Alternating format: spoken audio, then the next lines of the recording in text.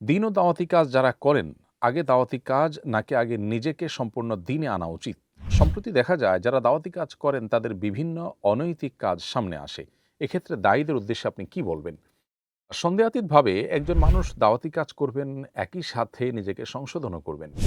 কিন্তু যখনই তিনি দাওয়াতি কাজ করবেন, তিনি যেহেতু নবী রাসূলদের রিপ্রেজেন্ট করছেন বা নবী রাসূলদের দায়িত্বটা উম্মত হিসাবে তাদের কাজটা তিনি করতে যাচ্ছেন। অতএব তিনি নিজেকে সমাজে অত্যন্ত আদর্শবান মানুষ হিসেবে প্রতিষ্ঠিত করবার চেষ্টা করা উচিত, যাতে তার দাওয়াতটা অনেক বেশি ইফেক্টিভ হয়। দাওয়াত দেওয়ার উদ্দেশ্য তো মানুষের হেদায়েত। তো হেদায়েতের জন্য যিনি দাওয়াত দিচ্ছেন তার নিজের দাওয়াতের উপর নিজে আমল করা দরকার। আদর্শবান মানুষ হওয়া দরকার। আমার দাওয়াত যদি আমাকেই প্রভাবিত না করে, আমাকেই পরিবর্তন না করে, তাহলে মানুষকে পরিবর্তনের আশা আমি কিভাবে করতে পারি? সেজন্য নিজেদেরকে সংশোধনের ব্যাপারে বিশেষভাবে আমাদের মনোযোগ দেওয়া উচিত। তাছাড়া মুখে কথার দাওয়াতের চাইতে মানুষের কাজের দাওয়াতটা অনেক বেশি গুরুত্বপূর্ণ এবং ইম্পর্টেন্ট। সেজন্য আমরা মানুষকে যখন দাওয়াত দিব, তার আগে নিজে সেটাকে আমল করার চেষ্টা করব। এবং যদিও আমল করা ছাড়া দাওয়াত দেওয়া নিষেধ নয়, কিন্তু আমল করে দাওয়াত দিলে সেটা ইফেক্টিভ হয়, দাওয়াটা অর্থবহ হয়। সেজন্য সেই দিকে আমাদের বিশেষভাবে মনোযোগ দেওয়া উচিত। এবং আজকাল দুর্ভাগ্যজনক একটি বিষয় যে আমরা অনেকেই অনেক কথা নিজেরা বলি, কিন্তু নিজেরা সেটার উপর আমল করি না।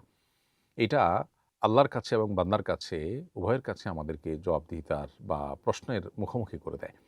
সেজন্য চেষ্টা করা উচিত দাওয়াতি কাজ করব আমরা, কিন্তু তার পাশাপাশি নিজেকে একজন মডেল আদর্শ মানুষ হিসেবে উপস্থাপন করব। আমাদের আচরণটা, আমাদের আমলটা, এটা হবে সবচেয়ে বড় দাওয়াত, সবচেয়ে প্রভাবশালী দাওয়াত। সেজন্য সেদিকটা আমাদের খেয়াল রাখা দরকার।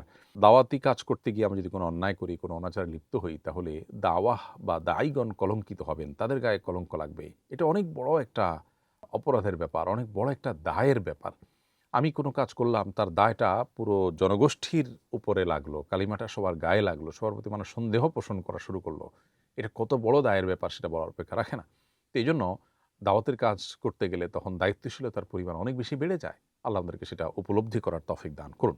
হলো এক ব্যক্তি ২ জন স্ত্রী রেখে মারা গেছেন। একজন নিঃসন্তান, আরেকজনের ৩ ছেলে।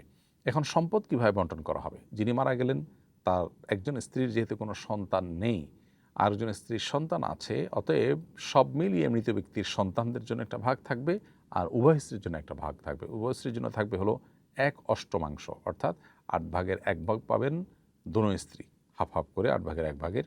আর অবশিষ্ট যা থাকবে সেটা ৩ ছেলে তারা পাবে। যদি অন্য কোনো ওয়ারিশ না থাকে, মৃত ব্যক্তির মা থাকতে পারেন, বাবা থাকতে পারেন, সেক্ষেত্রে তাদের অংশ থাকবে।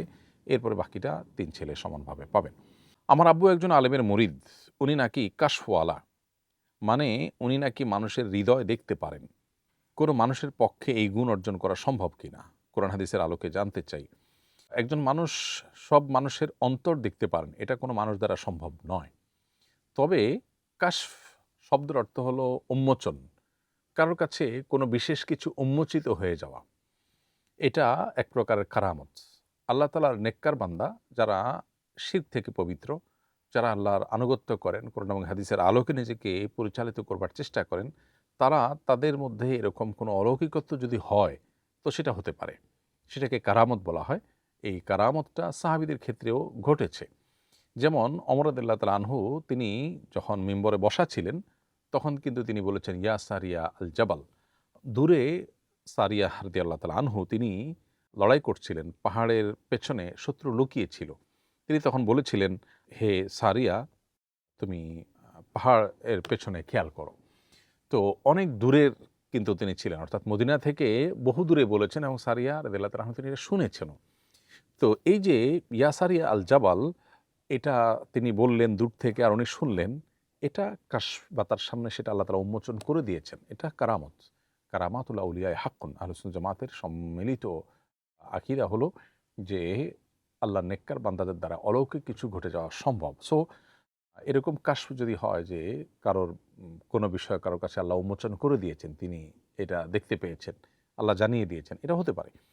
তবে এটার কোনো ডিলারশিপ পাওয়া, অর্থাৎ যত মানুষ আছে সবার মনের অবস্থা তিনি বলতে পারেন, এরকম ক্ষমতা আল্লাহ তাআলা পৃথিবীতে কাউকে দেননি। আর এই যে অলৌকিকত্ব, এই অলৌকিকত্ব কোনো বদকার মানুষের মধ্যেও হতে পারে। কোনো খারাপ মানুষ সে কোনো অলৌকিক কিছু বলতে পারছে, এরকমও হতে পারে। এটাকে ইস্তেদরাজ বলা হয়। মূলত ফাসিকদেরকে দুনিয়াতে কিছু ফ্যাসিলিটিস আল্লাহ তাআলা দিয়ে রাখেন। শয়তানকে পুজো করার, তুষ্ট করার ফলে কিছু সুবিধা সে পায়। ফলে আজকালকার যুগে দেখা যায় যে একটা বিশেষ পরিমাণে মাদক গ্রহণ করলে অনেকের তথাকথিত ব্রেইন ওপেন হয় এবং অনেক স্পিরিচুয়ালিটি আছে যেটার সাথে রিলিজিয়নের কোনো সম্পর্ক, ইমানের কোনো সম্পর্ক নেই এবং সেখানে কিছু পাওয়ার তারা গেইন করেন। এই বিষয়গুলো মূলত ইস্তিদরাজের অন্তর্ভুক্ত, যেটাকে বলা হয় ফাসিকদেরকে আল্লাহ তাআলার পক্ষ থেকে দেওয়া ছাড়। আর একই জিনিস অলৌকিকত্ব যদি আল্লাহর কোনো নেককার বান্দার মাধ্যমে হয় সেটাকে বলা হয় কারামত। অতএব কেউ কমন কোনো কাশফ বা কারামতের ডিলারশিপ আল্লাহর পক্ষ থেকে পান না। এরকম সুযোগ নাই। সাহাবীদের ক্ষেত্রে এমনটি ঘটেনি। ওমর রাদিয়াল্লাহু তাআলা আনহুর জীবনে দুর্ঘটনা ঘটেছে। তিনি কিন্তু ফিরুজা লু'লু নামক অগ্নিপূজকের খঞ্জরের আঘাতে শাহাদাত বরণ করেছেন। তিনি যদি সবই জানতেন, যেমন ইয়া সারিয়াল জাবাল বলে দূর থেকে তাকে সতর্ক করেছেন, তাহলে নিজের হন্তারককে তিনি কেন টের পেলেন না? এখান থেকে বোঝা গেল যে সবকিছুই জানেন কেউ, এরকম কোনো ডিলারশিপ আল্লাহ তাআলা কোনো ব্যক্তিকেই দেননি। অতএব কেউ যদি এরকম দাবি করেন তাহলে সেটা ভুল। আর হতে পারে এরকম পাওয়ারের অধিকারী কেউ হয়েছেন, সেটা হবে ইস্তিদরাজ, সেটা কারামত নয়। সেটা বরং ভয়ঙ্কর একটি বিষয়, ঈমান থেকে খারিজ হওয়ার মতো বিষয়, কেউ যদি সেই জিনিসটি বিশেষ কোনো চর্চা করে হাসিল করার চেষ্টা করেন। আমি জাদুগ্রস্ত একজন রাখি, তিনি কোরআনের আয়াত সলতে বানিয়ে পুড়িয়ে তার ছাই শরীরে মাখতে বলেছেন। চিকিৎসার উদ্দেশ্যে এমনটা করা যাবে কিনা? কোরআন কোন আয়াত কে লিখিত আয়াতের অংশকে পুড়িয়ে ছাই করে শরীরে মাখা, এটা কোরআনের প্রতি অবমাননা এবং অসম্মানের শামিল। এ কাজ থেকে বিরত থাকতে হবে। জাদুগ্রস্ত হলে সেটার শরীয়ী সম্মত রুকিয়ার বহু উপায় আছে। কোরআনে কারীমের আয়াত, বিশিষ্ট আয়াতগুলো তেলাওয়াত করে পানিতে ফু দিয়ে সেটা দিয়ে গোসল করার, বড়ই পাতা সহ গোসল করার একটা প্রসিদ্ধ নিয়ম আছে। এর বাইরে আরও কোরআন এবং হাদিসের আলোকে যে রুকিয়া বা ঝাড়ফুঁক হতে পারে সেগুলো কোনোটি আপনি গ্রহণ করতে পারেন। কিন্তু এই পদ্ধতিটি দেখে বোঝা যাচ্ছে যিনি এটা দিয়েছেন তিনি কোরআন এবং হাদিসের আলোকে শরিয়া সম্মত ঝাড়ফুঁক করেন না। বিধায় এটা থেকে আপনার বিরত থাকা উচিত এবং বেঁচে থাকার চেষ্টা করা দরকার। নামাজের শব্দ করে ঢেকুর এলে কি নামাজ ভেঙে যাবে? নামাজের ঢেকুর এলে এবং তাতে হালকা একটু শব্দ হলে নামাজ ভাঙবে না। কিন্তু যদি মানুষের মুখ থেকে উচ্চারিত কোনো বর্ণ স্পষ্ট করে বর্ণের মতো করে আওয়াজ বের হয়, ওই রকম আওয়াজ যদি অনেক বেশি হয় তাহলে সেটা সালাত ভঙ্গের বা নামাজ ভঙ্গের কারণ হবে। এমনিতে হালকা একটু আওয়াজ হলে ইচ্ছার বাইরে, তাতে স্পষ্ট কোনো বর্ণ, মানুষ যেগুলো উচ্চারণ করে এরকম কোনো উচ্চারিত কোনো বর্ণের রূপ যদি পরিগ্রহ না করে আওয়াজটা, এমনিতে হালকা একটু আওয়াজ হলো সাধারণ ঢেকুরে যেরকম হয় ওইরকম যদি হয় তাহলে সেক্ষেত্রে নামাজ ভাঙবে না। নাপাকির ক্ষমাযোগ্য পরিমাণ কতটুকু? খুবই গুরুত্বপূর্ণ একটি প্রশ্ন। আমরা জানি যে আমাদের নামাজের জন্য শরীর, কাপড় এবং নামাজের জায়গা পাক এবং পবিত্র থাকতে হয়। এই পবিত্রতাটা নষ্ট হয় যে সমস্ত অপবিত্র জিনিস লাগার ফলে। সেগুলোর পরিমাণ এবং সেগুলোর ধরনের উপর ভিত্তি করে কখনো কখনো সেটা সহনীয় পর্যায়ে থাকে বা ক্ষমার আওতায় থাকে। কোন ধরনের নাপাক কতটুকু লাগলে সেটা ক্ষমার আওতায় থাকবে বা সহনীয় বলা হবে, এটা হলো মূল প্রশ্ন। এই প্রশ্ন উত্তরে যাওয়ার আগে মৌলিকভাবে বলে রাখি, নাপাক সাধারণত দুই প্রকার। একটা হলো নাজাসাতে গালিজা বা শক্ত কঠিন পর্যায়ের নাপাক, আর হলো নাজাসাতে খফিফা বা তুলনামূলকভাবে হালকা নাপাক।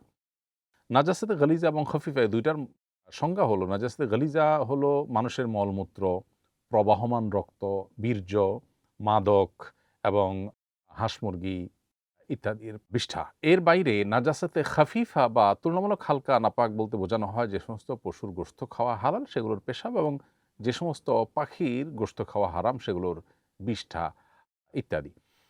নাজাসাতে গালিজা বা শক্ত নাপাক যেটা, সেটা যদি এত কম পরিমাণে লাগে যেটা থেকে আসলে বেঁচে থাকা সম্ভব নয়। যেমন পেশাব যখন মানুষ করে বা কোনো প্রাণী করে, তখন পেশাবের যে ছিটা সুইয়ের আগায় যতটুকু পানি থাকে ঠিক ততটুকু পরিমাণ ছোট ছোট যে ছিটা আসে, সেগুলো থেকে বেঁচে থাকা আসলে মানুষের জন্য কষ্টসাধ্য।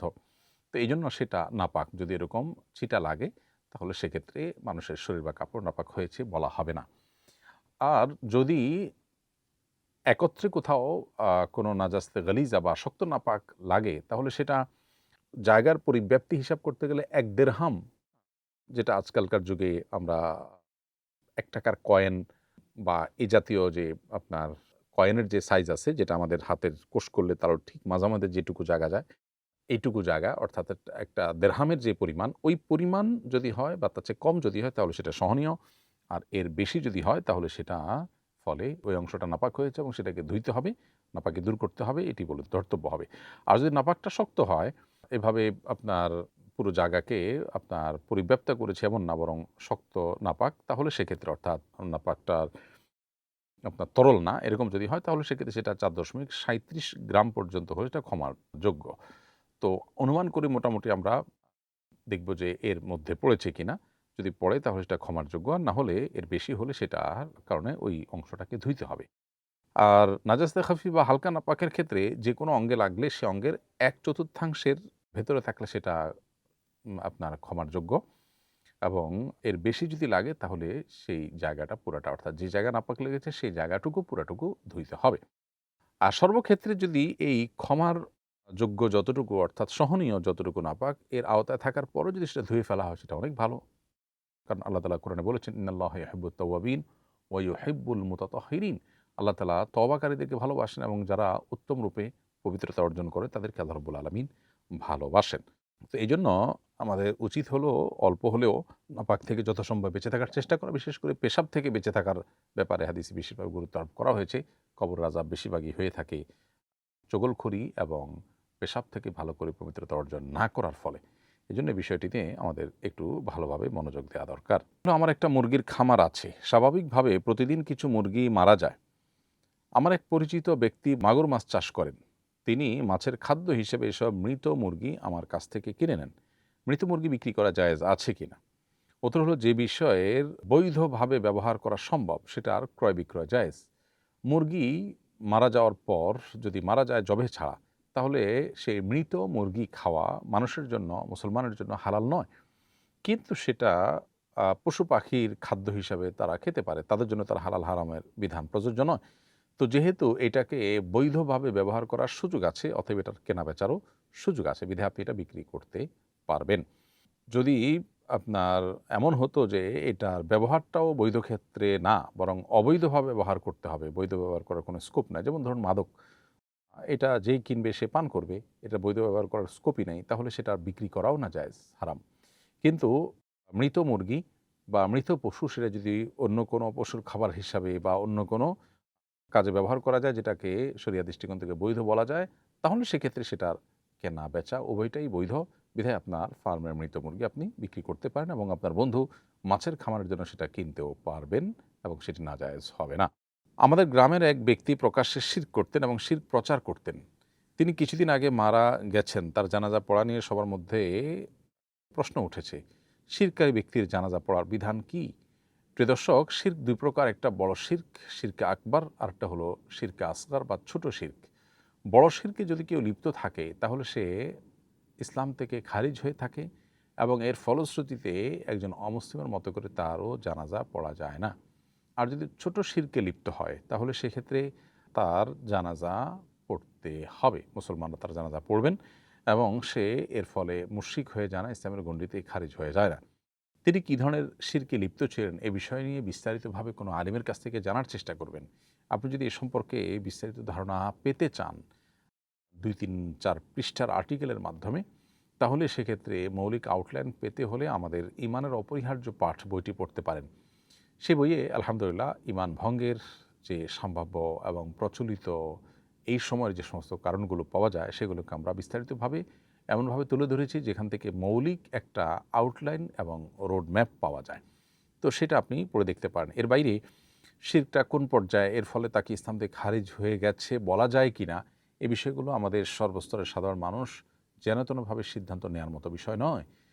বিচক্ষণ বিদগ্ধ আলেম মুফতিগণ সেটার উপরে আলোচনা পর্যালোচনা করে তারপরে সিদ্ধান্ত গ্রহণ করবেন। কারণ একটা মানুষকে আসলে ইসলাম থেকে খারিজ হয়ে গেছেন এই বলাটা অনেক বড় কথা। এটা সচরাচর যদি ইসলামী শরিয়া বা ইসলামী রাষ্ট্র কায়েম থাকে তাহলে সেক্ষেত্রে কোনো ব্যক্তি আসলে এককভাবে বলার জিনিসও না, এটা ঘোষণার জিনিস, বোর্ড বসে যেটা রীতিমতো ঘোষণা দেওয়ার মতো বিষয়। কিন্তু দুর্ভাগ্যজনক বিষয় হলো আজকাল আমরা যেনতেনভাবে ঠুনকো কারণে একজন আরেকজনকে কাফের বলে দিচ্ছি। সহিহ বুখারীতে হাদিস আসছে, নবী সাল্লাল্লাহু আলাইহি ওয়াসাল্লাম বলেছেন, যদি কোনো ব্যক্তি কোনো ব্যক্তিকে কাফের বলে অথচ সে কাফের নয়, তাহলে যে বলেছে ফাকাদ বাআ বিআহাদুহুমা, তাহলে দুজনের একজন কাফের হবেই, অর্থাৎ একজনের দিকে এটা বর্তাবে। বিষয়টা খুবই ভয়ঙ্কর ব্যাপার। তো এই জন্য ব্যাপারে আমাদের সতর্ক থাকা দরকার। নির্দিষ্ট একটি গরু দিয়ে কোরবানি করব বলে নিয়ত করেছিলাম, কিন্তু গরুটির নতুন বাচ্চা হওয়ায় গত ঈদে কোরবানি করা হয়নি। এখন সামনের বছর পর্যন্ত রাখা আমার জন্য কষ্টসাধ্য। কি করতে পারি?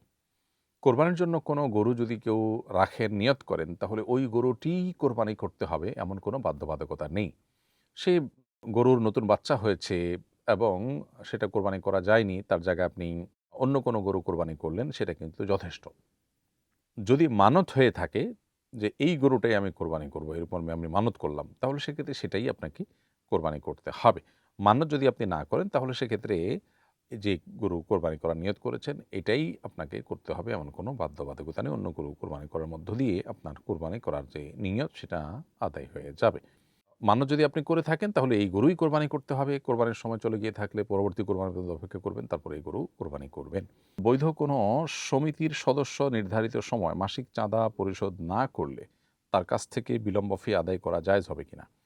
শরিয়া দৃষ্টিকোণ থেকে বিলম্ব ফি আদায় করা সঠিক নয়। বিলম্ব ফি আদায় করা বা আর্থিক জরিমানা নেওয়া এটা জায়েজ নয়। আমাদের দেশে বিদ্যুৎ বিল ইত্যাদিতে এটি নেওয়া হয়ে থাকে, শরিয়া দৃষ্টিকোণ থেকে এটা জায়েজ নয়। যারা গ্রাহক তারা যেহেতু দিতে বাধ্য, অতএব তাদের গুনাহ হবে না, কিন্তু যারা নিচ্ছেন তাদের গুনাহ হবে। একান্ত যদি মনে হয় যে টাকা পয়সার ছাড়া অন্য কোনো জরিমানা দিয়ে আসলে এটা কন্ট্রোল করা যাবে না, তাহলে সেক্ষেত্রে সেটাকে ভিন্ন ফরম্যাটে করা যেতে পারে। যেমন আপনার সমিতিতে বা কোনো শিক্ষা প্রতিষ্ঠানে যদি এরকম পরিস্থিতি হয় যে আর্থিক জরিমানা ছাড়া কোনো উপায় না থাকে, তাহলে সেক্ষেত্রে তার অ্যাডমিশন ক্যান্সেল হবে অপরাধ করলে, এরপর রিঅ্যাডমিশন লাগবে, রিঅ্যাডমিশন ফি দিবে তখন, অথবা এরকম কোনো ফরম্যাটে যদি থাকে সেটা জায়েজ হতে পারে। আর এই যে ফি যেটা আপনার বিলম্ব ফি যদি এটা নিয়ে থাকেন তাহলে এটা আমানত হিসেবে থাকবে এবং একটা সময় পার হওয়ার পর যার কাছ থেকে আদায় করেছেন তাকে ফেরত দিবেন। অর্থাৎ আপনি নিলেন, কিছুকাল তা রাখার পর একটা সময় তাকে ফেরত দিলেন। তাতে তার বোধোদয় হওয়ার সুযোগও তৈরি হলো। আবার এদিকে আপনি টাকাটা ভোগও করলেন না। এভাবে আপনি মোটামুটি একটি বের হওয়ার পথ খুঁজে দেখার চেষ্টা করতে পারেন। আসুন্নাহ ফাউন্ডেশন, উম্মার স্বার্থে সুন্নাহর সাথে।